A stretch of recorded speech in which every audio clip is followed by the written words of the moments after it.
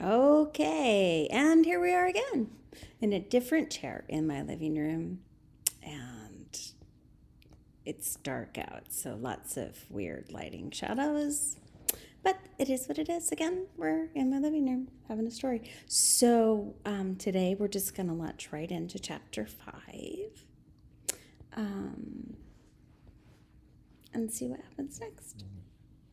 Dragons are our girl's best friend, chapter 5. Here we go. Vampires aren't nearly the scariest thing out there. I should know. I was raised by one. They share enough in common with humans that we could understand each other on a lot of basic levels. Facial expressions, body language, and intrinsic desires. Plus, Miles always claimed that when the supernaturals revealed themselves, the vampires were more scared of the teeming, screaming Twilight fans than the other way around. Okay, the ability to wipe the past few minutes from your memory was a little unsettling. Oh, I'm noticing this is on my lap and I'm jiggling it. Sorry. But there were plenty of people out there with more alarming powers, and of course many found the human blood drinking thing a little disturbing.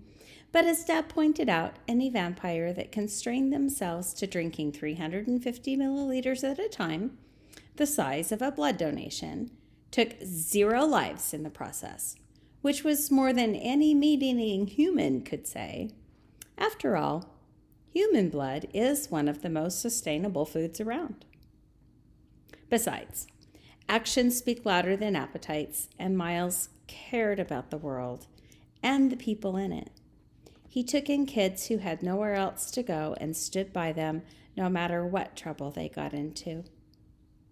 And yet, as a queer red-headed vampire who'd lived on the earth for 284 years, the world had so rarely shown him even an ounce of that same consideration. I loved him so much it made my chest ache. I didn't want to imagine what my life would have been like without him. Didn't want to imagine what it would be like when... No, I focused on the present. Sage and I walked hand in hand across the 24 yards that separated our apartments. I wanted to live close to family, but with at least one apartment between us so I didn't have to worry about vampiric superhearing every time I brought company home. My sister was barefoot and still wearing her school dress, but I was afraid she looked a hell of a lot more presentable than I did. Oh well, I squeezed her hand in encouragement, braced myself against my wayward thoughts, and led us inside. The fresh and spicy scents of my favorite Mexican takeout washed over us, and my stomach growled in appreciation.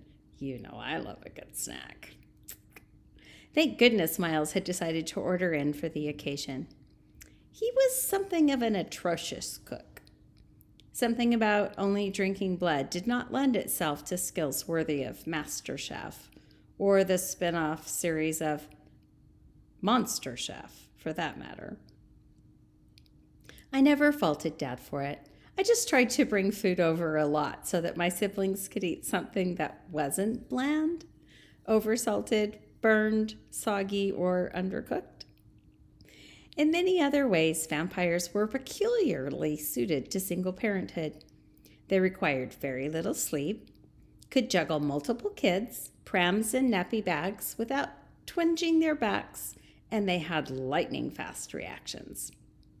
Whenever we got to play the universal toddler game of chucking our eating utensils onto the ground and watching our parent pick them up, because Miles... Oh, excuse me. I just messed that up. We never got to play the universal toddler game of chucking our eating utensils onto the ground and watching our parents pick them up, because Miles always caught our projectiles, even if he was in the middle of vacuuming up shifter fur or ruining another recipe. Unfortunately for him, watching our parent miraculously catch our flying objects turned out to be just as entertaining to our toddler brains. But his heightened senses did mean that it was difficult to cook up mischief in another room without being overheard, a challenge that we tackled with relish. Miles beamed when we walked in, not bothering to hide his pointed fangs.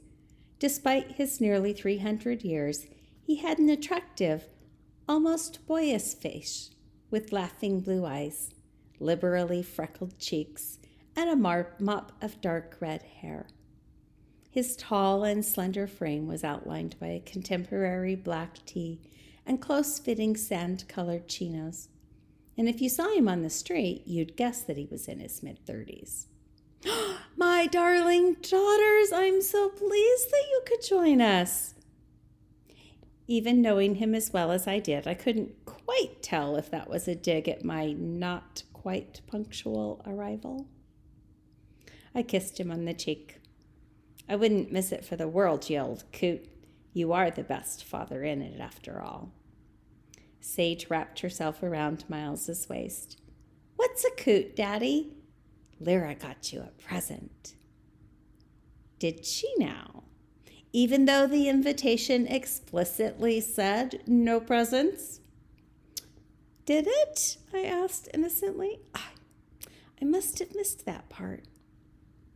Archer, who'd been putting away food as only a growing shifter can, dashed over and climbed Miles like a tree to hug him around the neck. He used to do that to me, but at 9 years old, he was getting too big. Did someone say present? Did I get a present? Archer was a fox shifter and almost the entire reason that I had offered Sage my apartment as a quiet escape. That and the boys outnumbered her 3-1.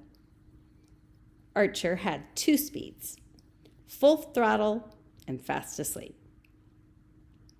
It's not your birthday, Sage informed him importantly. But I bet I could use some help unwrapping it, Miles promised.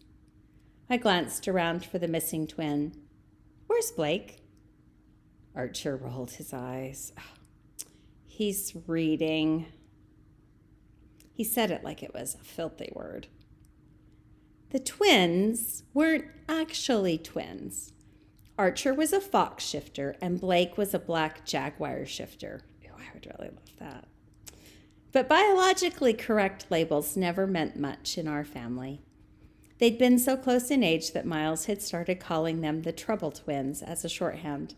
It was an identity that they both embraced and one that still forged a bond between them even as their interests were growing farther apart. I'll take him a plate, shall I offered. Miles eyed me suspiciously. Sure, but then you'd better come back and tell me what happened to your hair.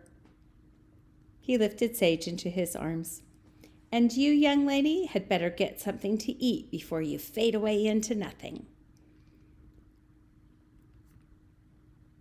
More than a ray of sunshine in a dappled glen.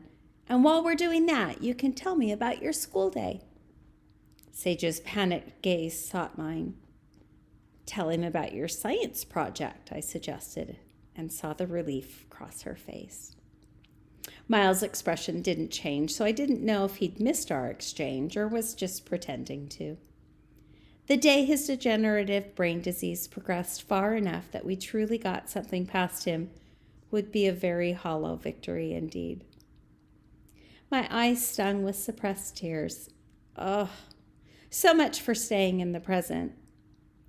When I'd accidentally caught him at the hospital and learned the truth, he'd pleaded me to keep it secret.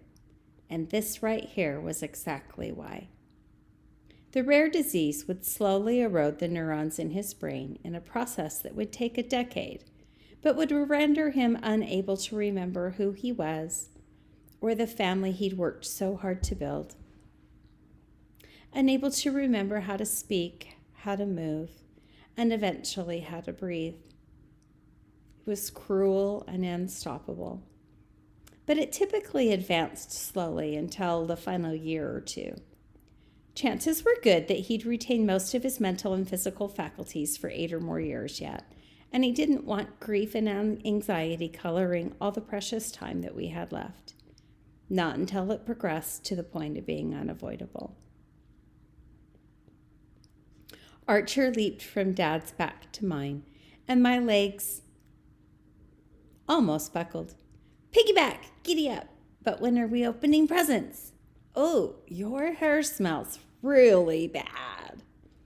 I was grateful for this distraction. Oh, don't you like my new walrus slime perfume? I plunked him down on the floor after a few tottering steps. It's gross, he said in a tone that anyone else would use for cool. Why would you want to smell like a slimy walrus? Well, to attract other walruses, I suppose. I slapped my hands together like flippers and made barking noises. Arr, arr, arr, arr, arr. Probably more appropriate for a seal. Archer giggled and joined in. Extricated temporarily from my painful thoughts, I remembered I was supposed to be bringing a plate to Blake. I nodded at Mrs. Zucker, our neighbor from across the hall. She occasionally babysat in a pinch, and waved at Janice, who was an old friend of Dad's, but we managed to avoid being diverted by anyone. Did Janice know, or had Dad withheld the news of his diagnosis from his closest friends as well? Neither of the two siblings closer to my age had made it. My brother Dmitri, younger than me by all of 2 weeks, to his eternal annoyance, was an Arctic Selkie working in Antarctica. Flights were both ludicrously expensive and rare to boot. He always claimed he'd had enough of the Vegas climate for one lifetime, no matter how many family trips we took to nearby saltwater pools.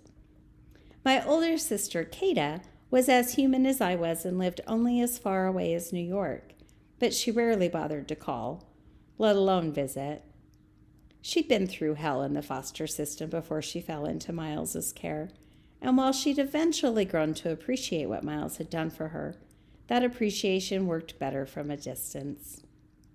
But both of them would have made the effort to be here if they knew. Except that the other reason Miles was keeping quiet. He'd never taken on parenthood, so he'd have someone to look after him in his old age. After all, until his diagnosis a few months ago, he'd expected to outlive all of us, and he was an unwavering advocate of each of us getting on with our lives in whatever way made us most fulfilled. The diagnosis had not changed that.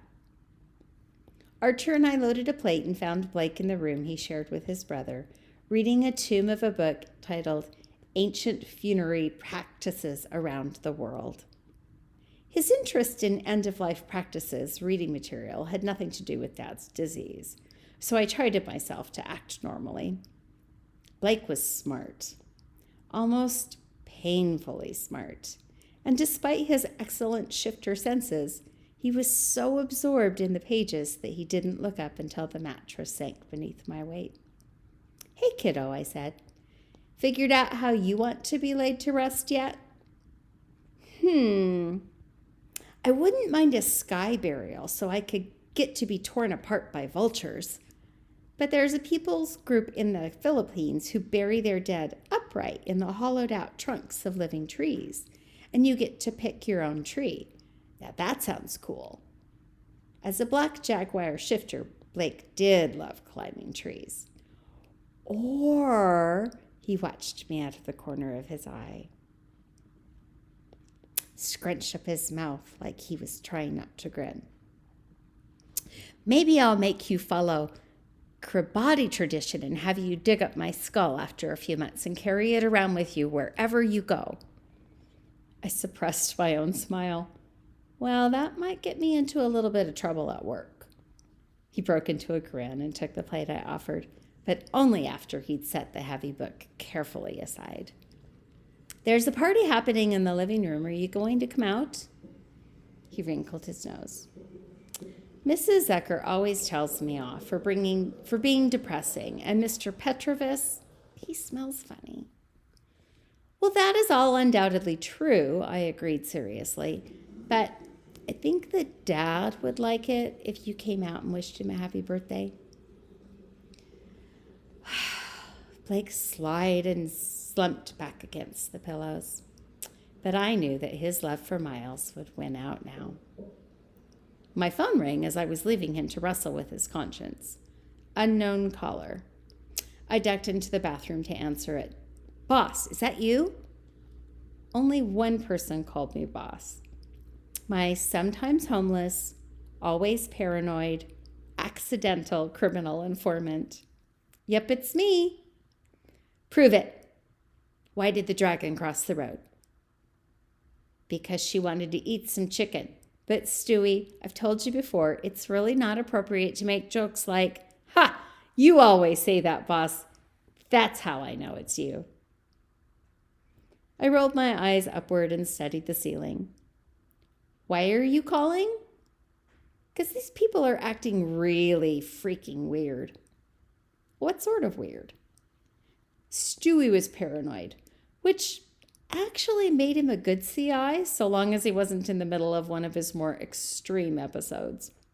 Once he'd called me down for people doing some suspicious shit in the park, only to find a family playing Jenga. Since then, I learned to ask for some clarification. Well, they look like utility workers with high-vis vests and hard hats and all that, but boss, they have guns. Every one of them. Guns were common enough in Nevada, but they were a long way from standard equipment for a utility worker. Are you sure they're guns? Well, what else would it be? Good question. I don't know, a radio or something? Huh. I know what a gun looks like, boss. I've seen them up close and personal, you know. What are they doing? Going up and down manholes and lugging something heavy, except get this. 2 go down and 1 comes up, and the rest are about to move on to do it all over again somewhere else. I frowned, remembering the storm grate that had been left open on Cerberus Avenue. Coincidence? Have you taken any special substances lately, Stewie? No, boss, I'm clean, I swear. Stewie don't do that stuff no more. Not this week anyway, he giggled. Well, that was reassuring. Still, what he was saying didn't quite add up. What were they carrying into the sewers? I'd feel like an idiot if it turned out to be preparation for the festival or just ordinary maintenance. But what if it wasn't? What if it was something sinister? Enku had foreseen something disaster-level bad happening tonight. Under any other circumstances, I'd get the details and call in a nearby patrol to check it out. But the problem was, Stewie's paranoia extended to all cops, except me.